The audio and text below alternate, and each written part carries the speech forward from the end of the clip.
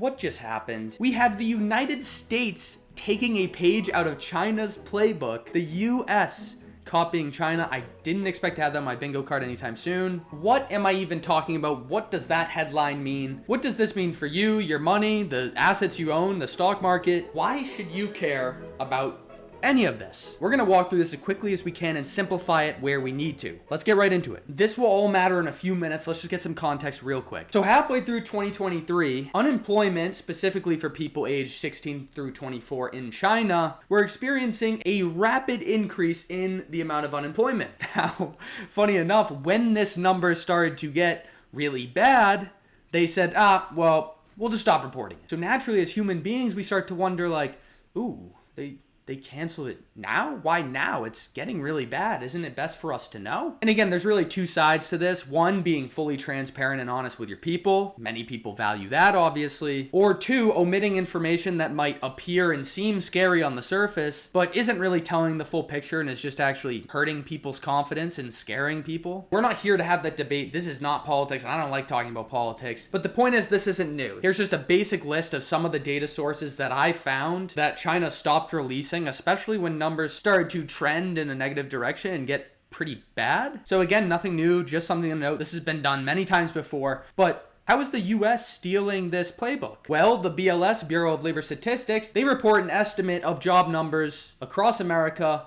every single month. In this past month, in July, they released a report that looks pretty weak, but when we dive in even further, we can see that the May and June numbers, so the numbers that were reported 1 and 2 months ago, got revised down about 250,000 combined. Now, this is bad, right? The stock market initially panicked. As we can see, everything was down pretty heavily, aside from really healthcare and some retail stock. And what made it even worse is people were already sus about the job numbers that were about to come out, worried if there were weak numbers, what was going to happen to the economy. And we can see when we dive even a level deeper, the private sector and really what drives innovation and productivity forward was very weak, whereas healthcare and social assistance, thank God for the older American people for keeping this economy booming, was the sector that really carried the load. So long story short, that's the jobs report. That's why it was so bad. And Trump claimed there was a political agenda behind these revisions. As the commissioner, the statistician who reports statistics, reported a bad number that Trump didn't like. Well, he fired her, and the rest is history. And yes, is that possible? Sure, I guess. What's more likely is BLS methodologies for actually collecting, reporting, and summarizing all this data are just faulty by nature. There's a lot of delays in collecting data, so you don't get the real data until 2-3 months later. Businesses are hesitant during tough times. They have better things to worry about. A bunch of reasons. I'm not going to go into detail about all those. I do a much deeper dive in this video here if you're interested. The point is, people are getting really concerned about jobs, and what did we just do? Well, the suggestion by the new BLS commissioner is to suspend or simply stop reporting jobs for the time being, potentially making it a quarterly release instead of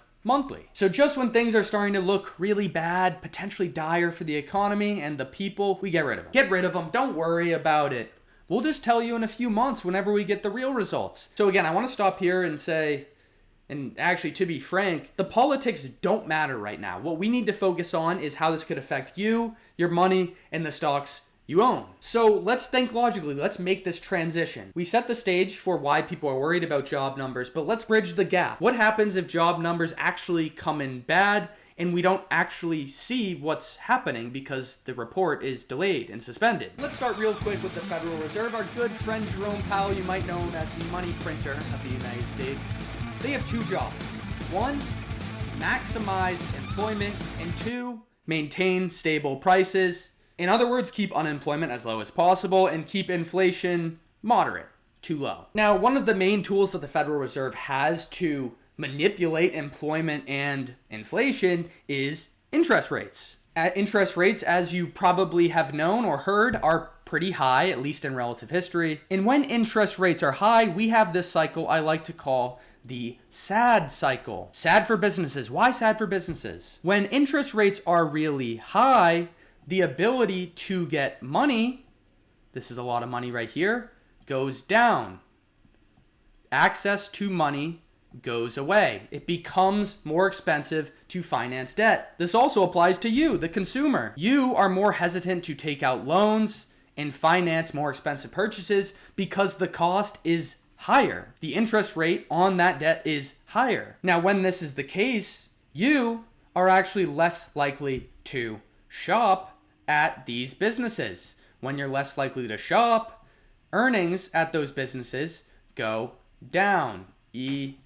Down. When earnings go down, your assets go down in value, and you aren't happy. Neither is the business that's not making as much money. And again, the overall point is just to say that we can use these interest rates as a tool to manipulate jobs and inflation. Is that an oversimplification? Yes, but that's what we're trying to do today. So let's keep going. The Federal Reserve, Jerome Powell, looks at inflation and looks at jobs to make decisions. I think you can start to see where we're going with this. And so one part of their job, stable prices, we can look at this inflation chart right here and we can see, it's not the best. It's actually above where we want to sit, around 2%, but it's close enough where we don't have to panic. Maintaining high interest rates will likely drive inflation lower, so it makes sense right now to keep them higher, at least from an inflationary perspective. But what about the other side?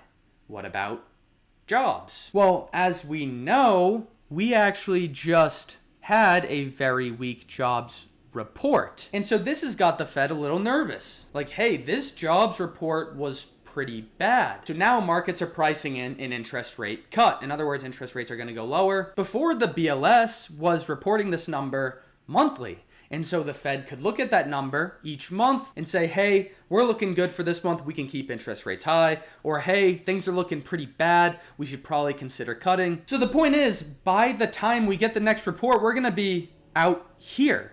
We're going to be in November if it becomes a quarterly report, right? So by that time, does the Fed's decision even matter? Does changing interest rates matter if we're 3 months late to a problem that has been happening and taking place actively as we speak? No. And unfortunately, that's been the trend throughout history, is the Fed is usually too late to cut rates or too early to cut rates. It's certainly not an easy thing to get perfect because there's a lot of factors that play into this. For example, consider inflation. Does anybody really know what role tariffs are going to play when it comes to measuring inflation over the next year? We'll see those impacts with time, but predicting them is very difficult. And as you can see, the dark gray bars, they represent recessions. And when we go into recessions, unemployment spikes. And during many of these times, the Fed had the ability to either raise or lower or keep interest rates the same, but was too little, too late, or too early in some cases. And again, I think the most important thing to point out is once the first month is weak, we aren't going to know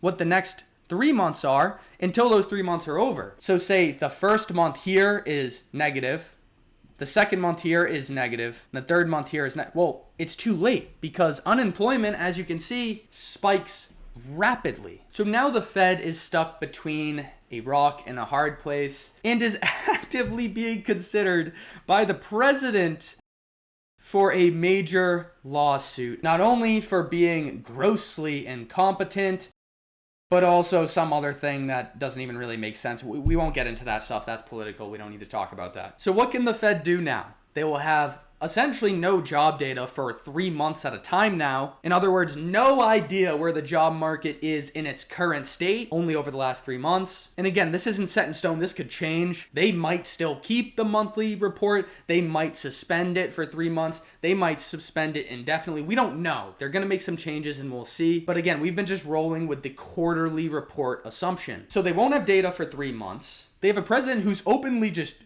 on Powell and making fun of him, calling him Mr. Too Late Powell for not cutting rates soon enough, and a loser, as well as opening a major lawsuit against him. They have the risk of lowering interest rates, allowing people to spend money more freely, and ultimately causing inflation to go up. And like we talked about, if you don't cut soon enough, job loss might be happening too fast to stop or have any impact on. So people will be sad about not having jobs or money. So best of luck. This seems like quite the precarious situation, the pickle, if you will. At the end of the day, it sounds intense, but it's kind of true. Like your job, the value of your money, and your assets hang in the balance on these decisions that the Fed makes, and they make their decisions based on data that is now being suspended temporarily, indefinitely. We don't really know. That will come out in the coming days, months, I'm sure. And again, I know we skipped over this and didn't talk about this at all, But there is a good reason to pause the jobs report. Like we talked about, if numbers are going to be so inaccurate and then just revised down heavily, and there's a drastic difference between revisions and what the number was reported initially, then is there any real value to that report? The answer is yes and no, and there's arguments to both sides. Again, we're not going to worry about this too much because, to be frank, it doesn't really matter. The fact's the facts. If the report starts being released on longer and longer cadences, then the Fed will have less and less data to make those important decisions on. And a decision without data is